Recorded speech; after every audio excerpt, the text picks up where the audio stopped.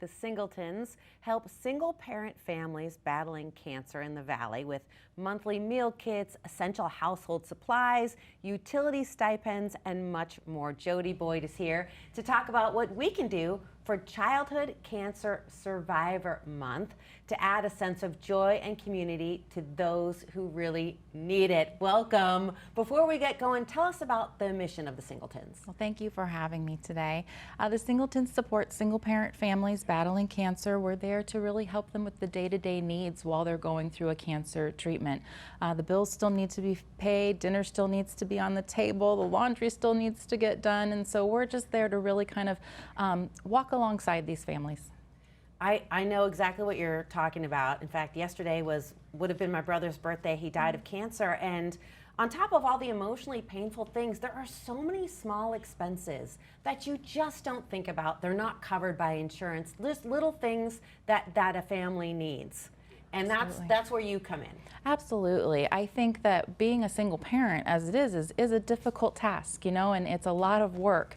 And then you throw something like cancer into the mix, and it just changes things a lot. And we all know that, I mean, a family needs laundry detergent, but that's not exactly the least expensive thing at the grocery store. And so if we can relieve the family budget, bring them peace of mind, and just know that they're not alone, then that's really our goal. Sometimes it's the little things, but also like detergent's expensive, and you do need to get your laundry done. We mentioned September is Childhood Cancer Awareness Month, and you're supporting pediatric patients as well. As well, yes. So we have single parents who have a child with cancer, and that's a whole different dynamic as well, especially if there are other children in the house too. So we want to make sure that we're providing the sibling support for those kids, that we're just really also creating an environment where they can have some positive memories.